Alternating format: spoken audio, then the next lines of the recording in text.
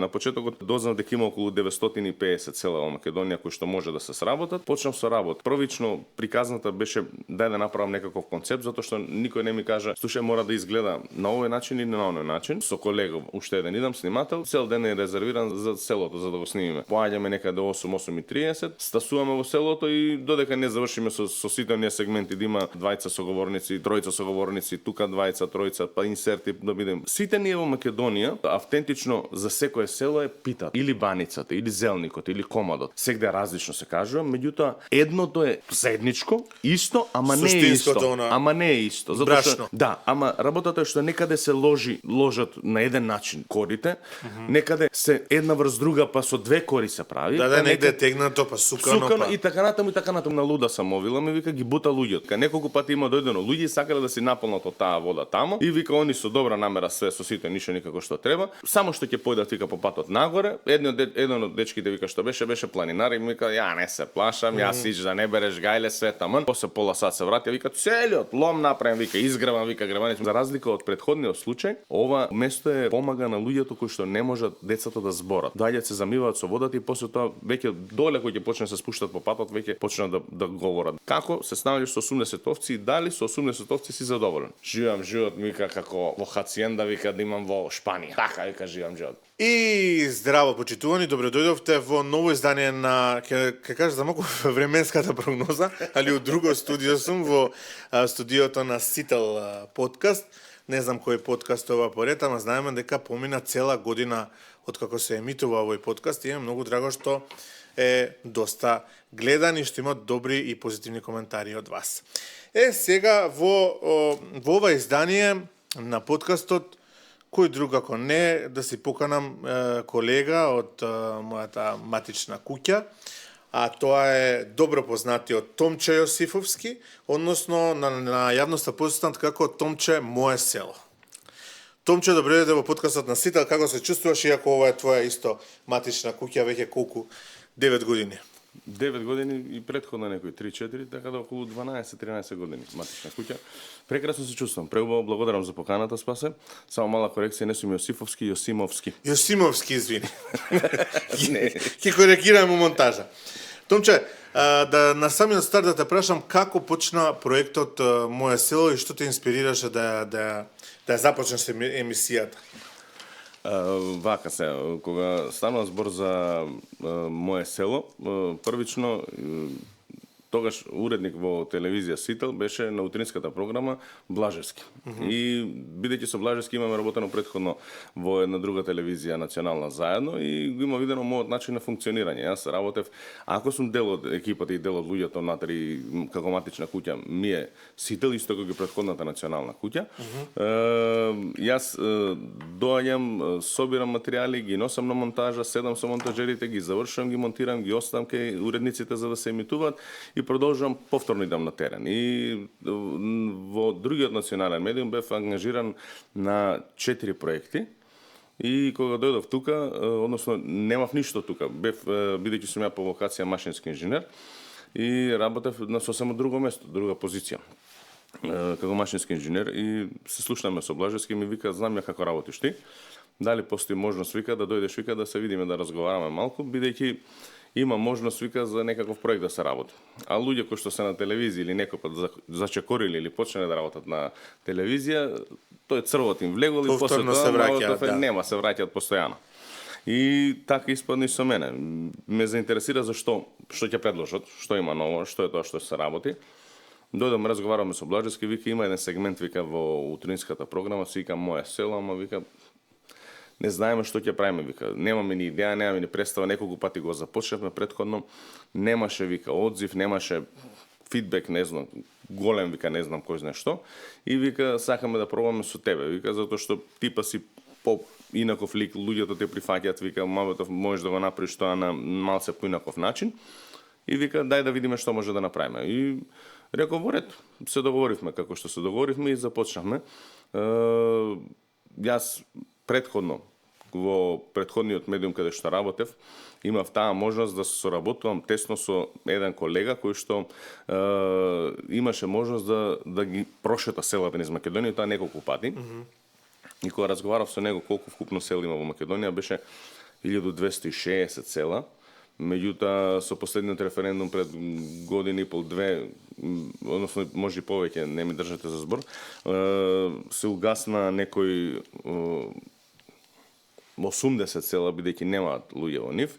Јас, шетајќи низ Македонија, гледам дека не само 80, многу повеќе села се, околу 300 села се, сигурно што има 20, 3, 5 луѓе во селото. Од кога почна да снимаш? Тоа се добри 9 години. Да, 8 ја завршуваме, полна 8 и сега почнуваме 9-та година да трошиме поред, полека. И на почетокот, да се вратам на тоа како почнеме, на почетокот дознав дека има околу 950 села во Македонија кои што може да се сработат и почнав со работа. Првично приказната беше дај да направам некаков концепт, затоа што никој не ми кажа слушај, мора да изгледа на овој начин или на оној начин. Морав ја да направам приказната, да го направам концептот и мислам дека имаше 2 или 3 концепти кои што се сменија во меѓувреме, имаше со многу прашања, имаше со помалку прашања, со многу инволвирани луѓе во целата приказна, па после тоа го искристализиравме малце за да биде една убава форма која што се емитува последните 5 години сигурно. Кажи ми, првата епизода е емитувана 2016 октомври. Се сеќаваш ли во кое село прв пат зачекори Моје село проектот? Мислам дека да, сега беше тешко со толку села да текне. Повеќе од 400 села, меѓутоа мислам дека беше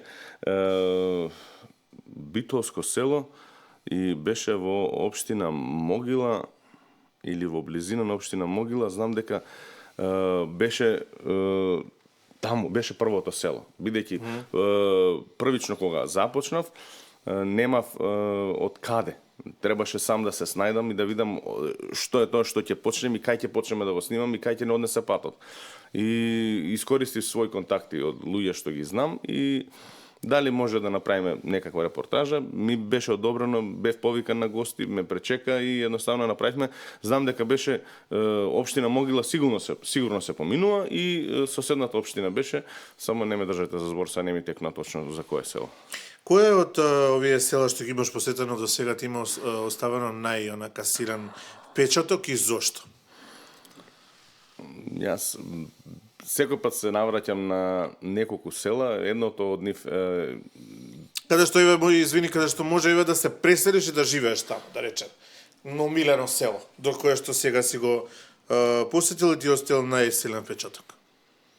Сега силно е да се многу да отидеш таму. Збор да се каже да се преселиш таму. Зошто е поубаво у село, ти кажам денес него у град. Кога размислам за да се преселам некаде јас во село, ми доаѓа како опција Преот.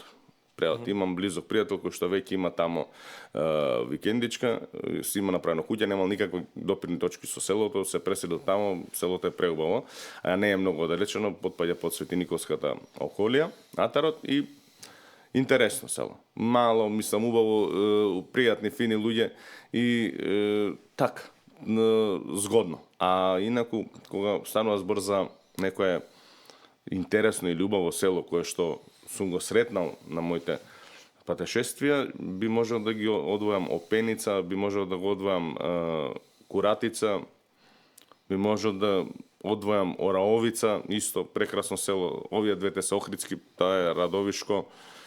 Има и Западна Македонија, има Туденце, има едно Јанчиште, Брвеница.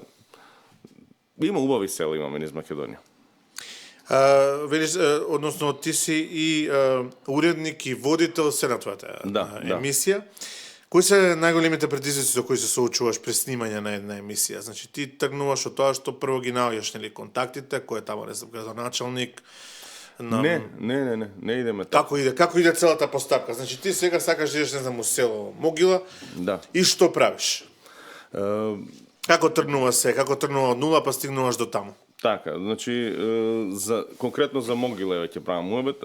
Пробав јас неколку пати да го снимам селото и пробав да го снимам преку градоначалничката тогаш. И испадна дека не може да се договориме, имаше не можевме да најдеме термин кога одговара и на мене и на градоначалничката за да биде присутна, за да може да направиме репортажата. И не ми даде на соодветен човек кој што би можел да ме води во целиот тој процес или да ми помогне од таа страна. И поради тоа, седејќи тука баш пред телевизија на клупите што се пред телевизија спроти, и тука и помина дечки, машки дечки кои што беа момчиња од 10 на 12 години, кои што заедно со нивниот тренер фудбал нешто тренирале, гледале тука. И Томче, мое село, како си, што преш, добар ли си? Добар. Кога ќе дојдеш кај нас да снимаш могила? Викам, кога сакате, викам, дајте ми контакт, викам, и ќе се договориме. И веднаш разменивме бројчиња, ми дадоа контакт и така стапи во контакт со луѓето. Многу поедноставно е кога луѓето се пријавуваат сами или кога ќе те сретнат па ќе ти остават контакт, па побаре го Трпе, побаре го Орце, побаре го Слободан, они се тука за да може да ти помогнат, па ќе се слушнеш со нив, ќе му објасниш што е тоа што станува збор, за што е тоа што ми треба како соговорници, што е тоа што може да се направи, па ќе се преслушнете за 2-3 дена и ќе ти кажат имаме можност оваа недела, немаме можност оваа, дај за 2 недели, дај за 1 недела да направиме и се договараме. И после тоа се оди ден имаме цел резервирано со колега, уште еден идам снимател и цел ден е резервиран за селото, за да го снимиме. Поаѓаме некаде 8:30, стасуваме во селото и додека не завршиме со сите оние сегменти, да има првиот дел и најави одјава, вториот дел и најави одјава, двајца соговорници, тројца соговорници, тука двајца, тројца, па инсерти да има во цело за да биде се покриено, не престануваме со работа. Значи, иако се вака на телевизија, кога се спакувано делува како шала, смеа, не е баш едноставно да се организира и да се сними една емисија. Кажи ми, на интернет, односно на Википедија, се достапни некои информации за некои села во Македонија, ама што е со оние за кои што немаме никакви информации? Како доаѓаш до нив? Каде што не знам тамо, некој Уџум што се вика село. Пак ќе кажам, еве сега што ми се случува. Идам во село Моноспитово. Ми се јавуваат од Моноспитово, ми викаат сакаме да снимаме репортажа. И тоа пријавени се може пред 6 до 8 месеци. И сега како иде распоредот и како се одвиваат работите, дојде Моноспитово на ред. Му се јавив на луѓето, како се, што правите, добри сте, расположени сте, супер расположени сме, сакаме. Се договоривме за да го снимаме Моноспитово, отидовме, завршиме работа и сега викам, добро, имате ли некои други соседни села кои што може да ми ги дадете? Имаме, вика, Водоча, имаме Банско, имаме Бориево, имаме Турново, имаме Муртино, имаме, како ми рекоа, Дабиле, има повеќе села и сега викам, добро, можете ли барем од некој, од 2 села, од 3 села да ми обезбедите некаков контакт, за да може после тоа поедноставно да биде комуникацијата и да биде договарањето поедноставно. Нема никаков проблем. Дури има еден човек кој што би го поздравил во прилика, Ване се вика, кој што рече, повозрасен човек, кој што вика, јас си превземам за обврска сите села кои што се тука да ти помогнам, вика, да излеземе пресред да ги договориме за да може да ги се снима, да се направи репортажа. Така да претежно функционирам на тој начин.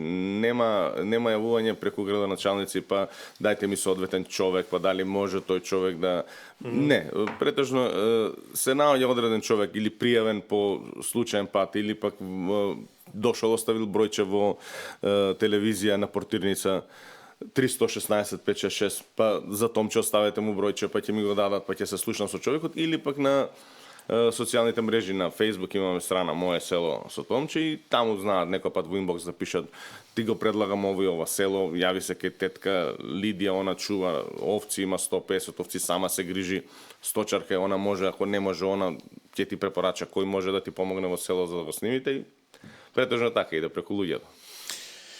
Навистина, кога ќе се гледа вака емисијата, кога гледаш вака, кога ја подготвуваш, е интересна. Моите родители носу те гледаат и ми кажате поздрав. Благодарам. А мене најинтересен сегмент од Мое село ми е, погоди што, јадењето. Токму така. Се гледа, по мене. Сега кажи ми како оди тоа, како се, например, во некое село што е традиционално да се спреми, иде, не знам, да ти покажам од последното снимање. Обично софрите се богати и баш се со оние македонски традиционални јадења. Так. Како Томче ги тера домакинките да му направат, не знам, погача, пита, нешто под сач, нешто што го нема во градот. Како одат тие подготовки? Значи- И што се прави, дали само ти јадеш или јадат овие камермани што? Никој, само јас. Пола софра е моја. Вака кога се договараме околу јадењето, испадна сосема случајно целата таа работа за да се презентира јадење. Затоа што јас кога размислував, викам да го презентираме, викам животот во селото, значи да некој каже основни информации за селото. Да имаме околу сточарството, земјоделието, човек што ќе ни проговори, некој пат има и за пчеларство, некој пат и ловџија. И викам сега другиот аспект кој е? Духовниот живот, колку луѓето во село веруваат и во што веруваат, која му е селска слава, адет и обичај, и на крај викам што да го пополниме тој крајот со што нешто интересно да биде. И јас бидејќи сум ја имал таа привилегија и таа можност да од мои 13 години, бидејќи нели додека растевме ние, нема многу фамилии, нема многу можност да идат децата да ги испраќаат на одмори, да идат на море и така натаму и така натаму.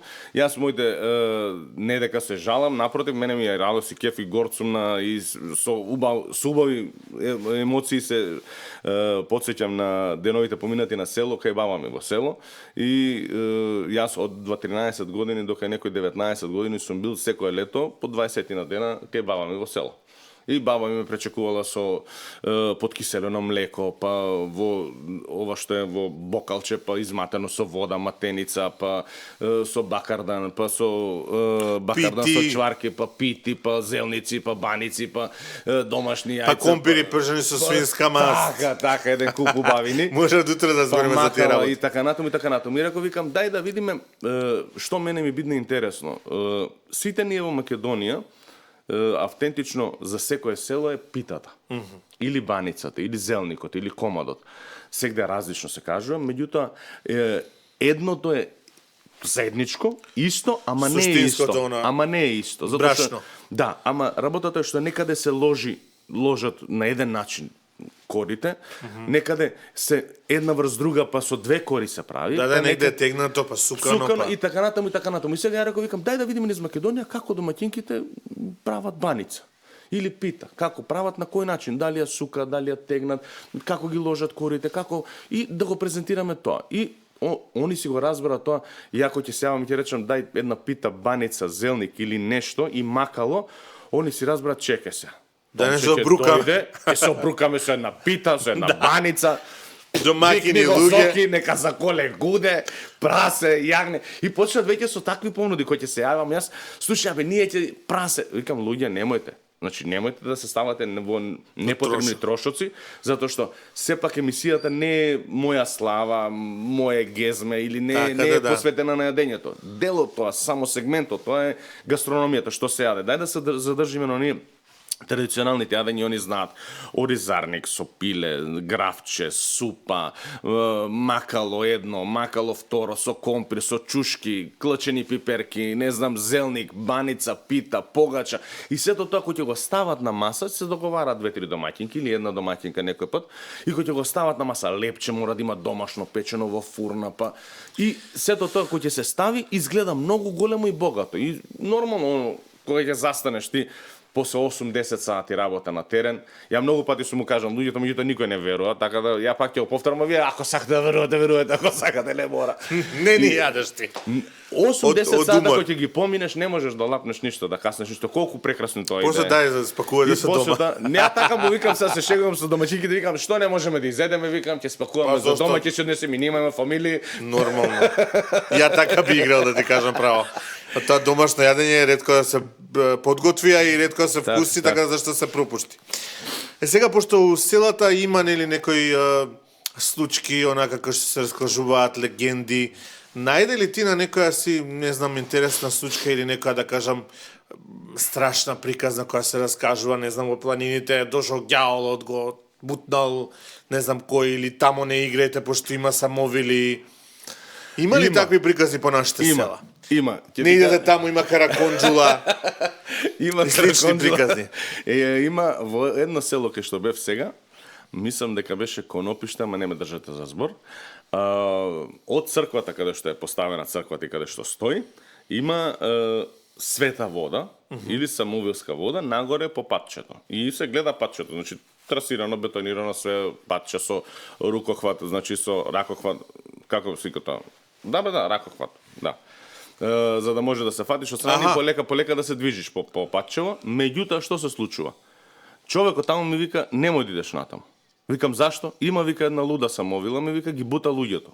Како би ги бута луѓето, викам. Ги бута луѓето, ми вика, неколку пати има дојдено луѓе и сакале да си наполнат од таа вода таму и вика они со добра намера све со сите ништо никако што треба и вика само што ќе појдат вика по патот нагоре. Еден од дечките вика што беше планинар и ми вика ја не се плашам, јас иш да не береш гајле све таман. Со татко му замина, вика нагоре, после пола сат се вратија, вика целиот лом направен, вика изгреван, вика греваница, викам што паднавме, вика ме бутна, вика по трњето, вика натаму надоле, вика и лом се направив.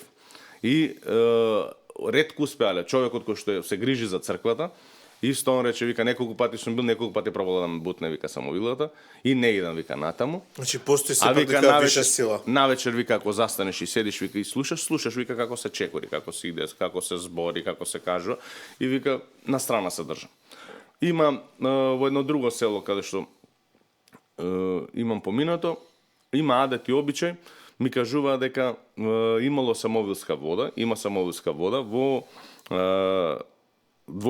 не во дворното, во внатрешноста на црквата. Има извор на самовилска вода и вика се ако ќе влезеш, не можеш да влезеш било како, туку привилегија е да ти ја отклучиш црквата, да ја отвориш, па тропнуваш 3 пати на вратата за да може да влезеш внатре, па добар ден, добро утро кажуваш, за да може да ги поздравиш самовилите, за да не ти направат ништо лошо, да не ти наштетат, а инаку за разлика од претходниот случај, ова место помага на луѓето кои што не можат децата да зборат. Например, дечиња 8-10 години не зборат, доаѓаат се замиваат со водата и после тоа веќе доле кои ќе почне се спуштат по патот, веќе почнат да говорат, да кажуваат зборови. Значи сепак постои нека енергија, некое чудо. Јас сум голем верник. Кој што ете се засолнило тамо да не биде баш достапно за сите. Јас сум голем верник и ако ќе влезам во црквите, многу луѓе мислат дека сето тоа го правам за пред камера, кој ќе се прекрстам и кој ќе ги палам свеќите.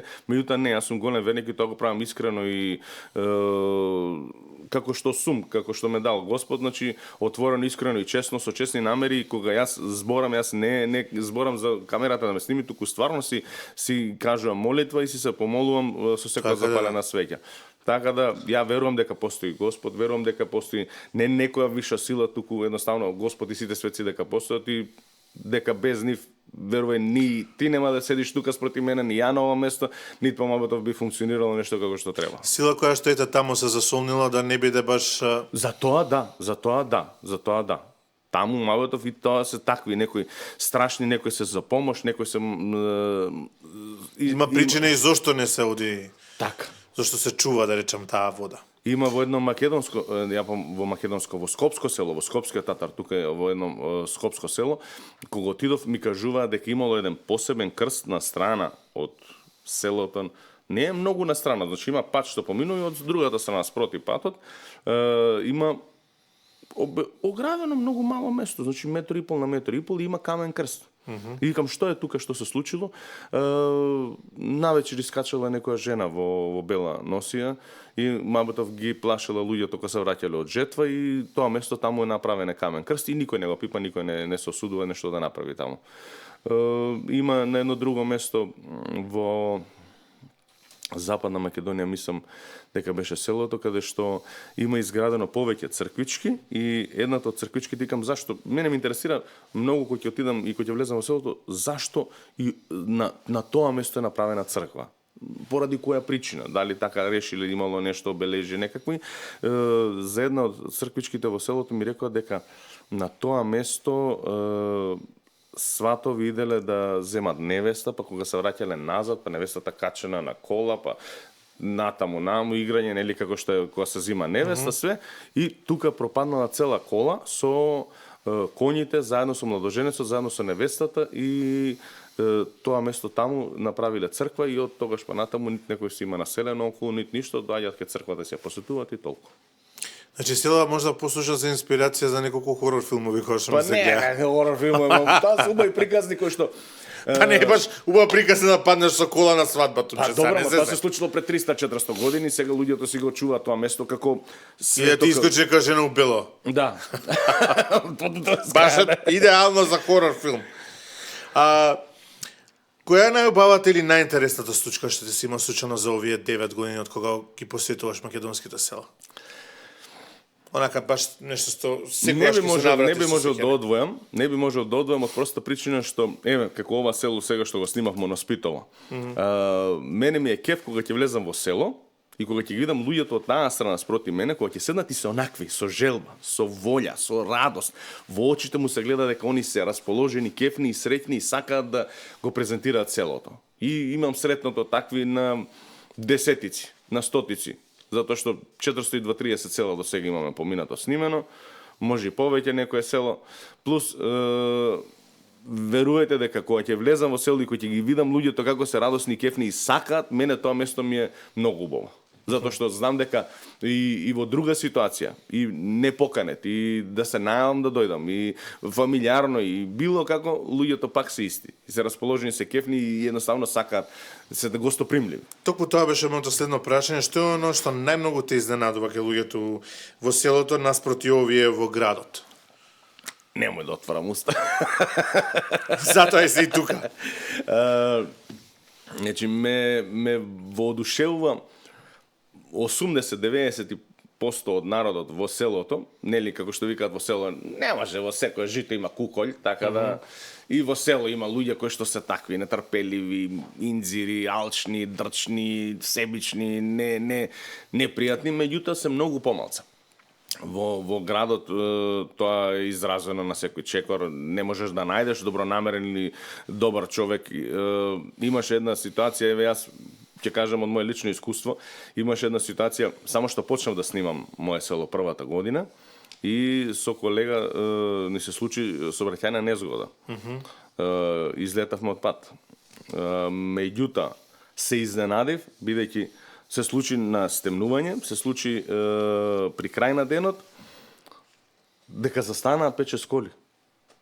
Луѓе застанаа, викам, ја ова не веров дека може да се случи, затоа што очекувам никој да не застане, на никого да не му биде гајле, никој да не се оптоварува или да не се замара или да гледа да помогне на некого друг, бидејќи соочен со сето тоа што го гледаш секојдневно низ градот, соочен со сите работи, викаш, нема.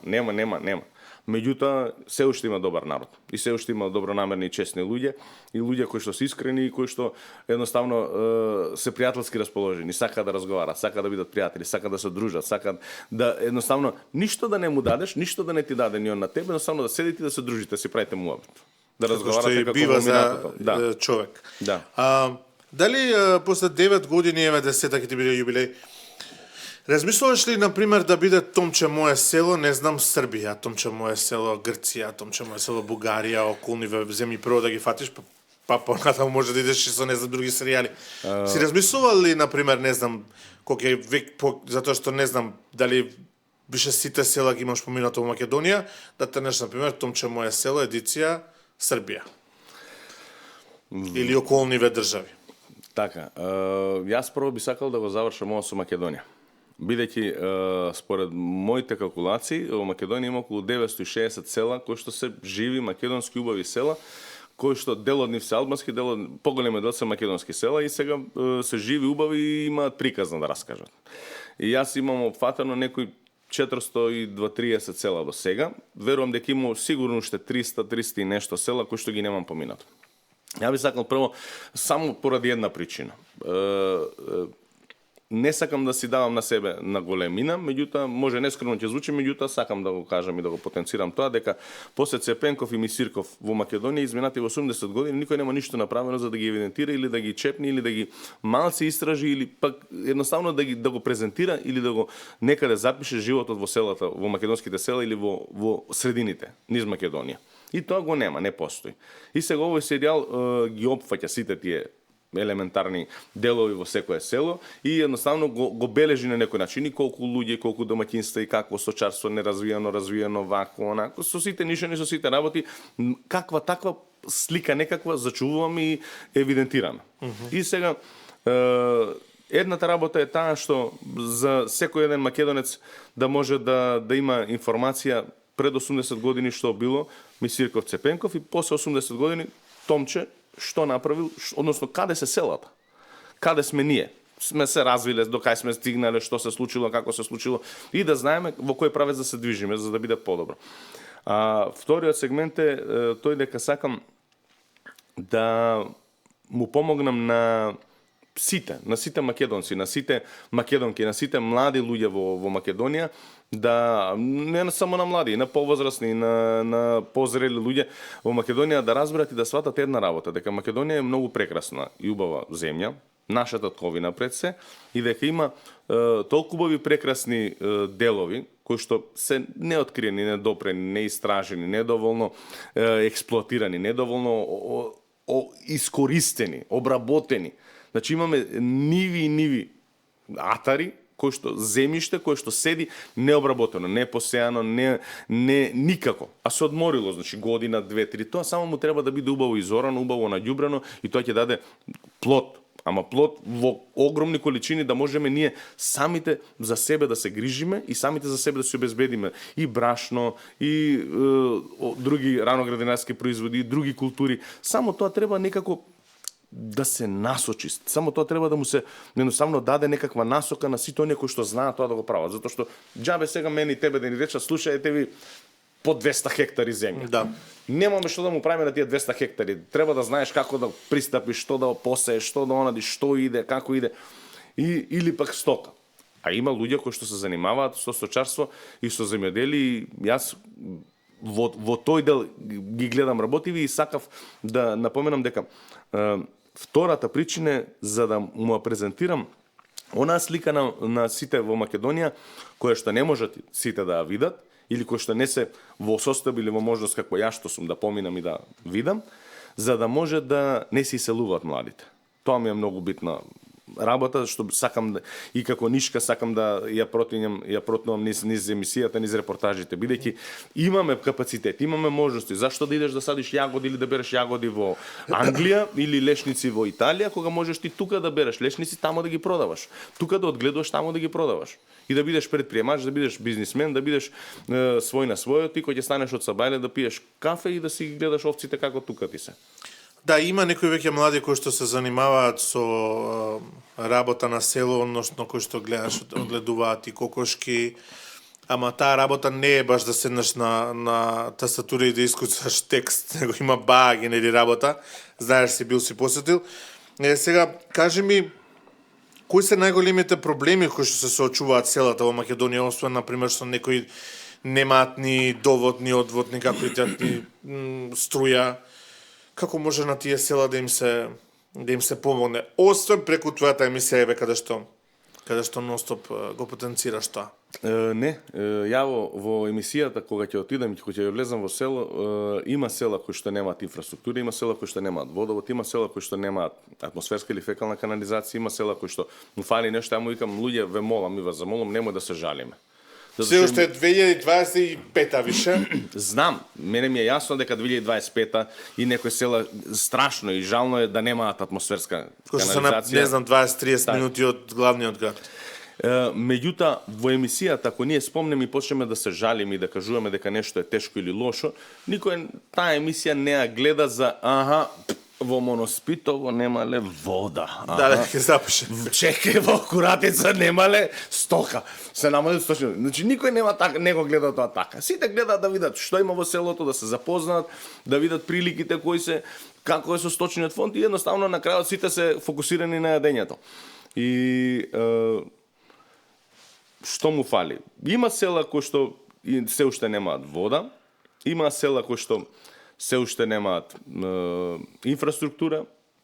Мислам дека да се донесе во одредени села инфраструктура или вода, би заживеале. Меѓутоа, јас имам една друга филозофија или еден друг впечаток добиено, кој што знам некој пат да го споделам со некои луѓе, со некои пријатели кога разговараме вака, а тоа е дека ако се земе било која влада, еве сега оваа влада,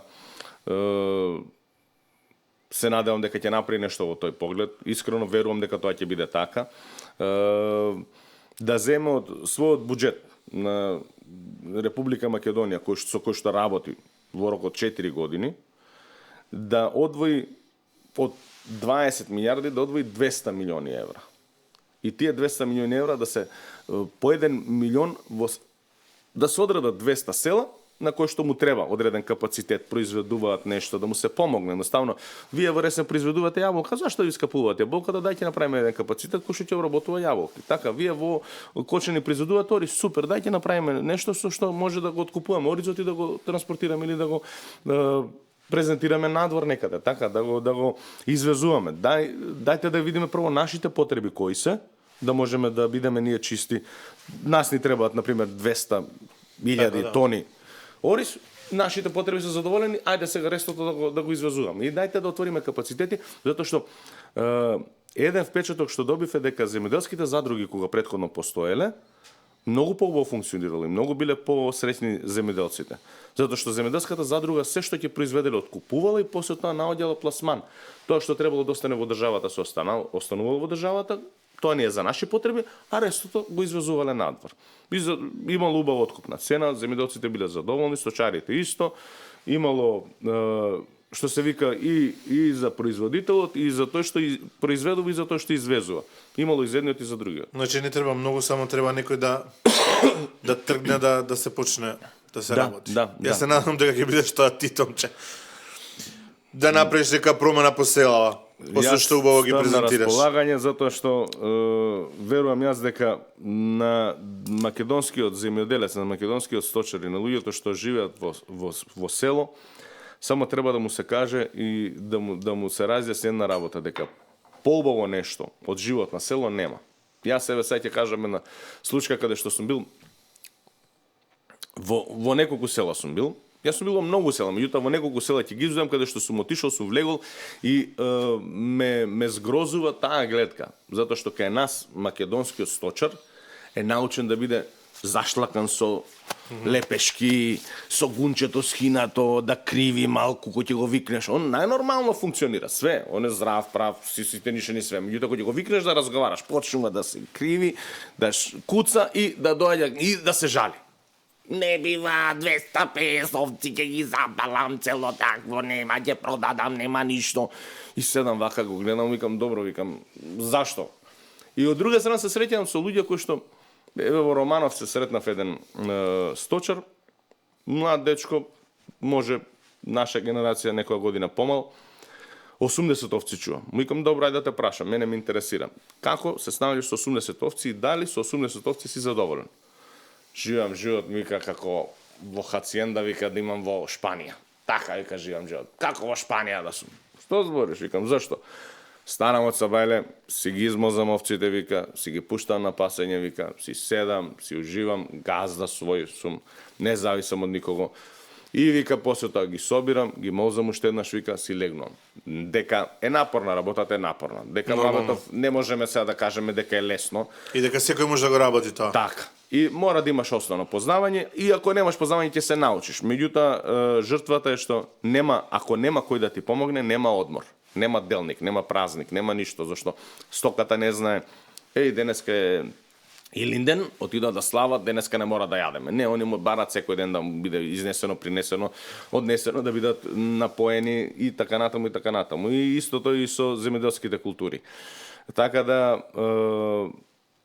треба само да се разбере, да се свати дека Македонија може многу да даде. Македонија има многу што може да пружи и во однос на земјоделието и во однос на сточарството. И треба луѓето што живеат на село да разберат или што потекнуваат од таква средина да разберат дека секој од нив е битен и секој од нив е важен и дека кога некој ќе рече за некого дека живее на село или е селенец, не е тоа автоматски некаков чин и дека со потценување треба да се гледа, туку тоа е човек кој што живее на село, човек кој што е стопан, човек кој што е како да ти кажам, што е здрав, здрав, прав, се храни с убава храна, спрата, знае што изградил, знае што направил, знае што посадил, знае што јаде, така. И нема кај нас синонимот кој ќе рече за некого дека живее на село и така ги доживувам, ќе влезам. Ама знаеш, ние луѓе, викам, вие треба да бидете горди дека живеете во село. Треба да бидете горди, живееш во село, дишеш чист воздух, нема загадување, немаш PM честички, не се раззамараш со PM честички. Јагода, кајсија, праска, све јадеш директно. Пиеш убаво, се будиш убаво. Така. Томче, ми ги кажа твоите идни планови за емисијава. Планираш ли, например, во некој од емисиите да вметнеш и јавни личности, познати личности кои што се не знам дека си пеачка која што е на целата налицкана па да ја бутнеш да моза крави и такви работи. Имаш ли такви планови? Сум размислувал неколку пати и една од идеите ми беше да вметнам личности кои што се во нашето обкружување, во нашето секојдневие, меѓутоа се знаеш како да ги инспирираат македонците. Да дојдат со својата појава и со својата приказна да ги инспирираат македонците. Да се чувствуваме отмено, да се чувствуваме убаво, да се чувствуваме како елита, како дел од убаво едно општество, средина, уредување дека сме дел. Дека сме потомци на нешто такво. И меѓутоа, еве, сега ќе ти кажам една од моите идеи. Сакав да го викнам и неколку пати разговарав со јапонскиот амбасадор во Македонија, да го викнам затоа што ме инспирираше неговото човекот е амбасадор тука. Човекот заедно со сопругата пеат македонски песни. Он знае да свири на гитара или на некој жичен инструмент свири, а сопругата негова пее и они заедно пеат македонски песни. Значи зборат македонски.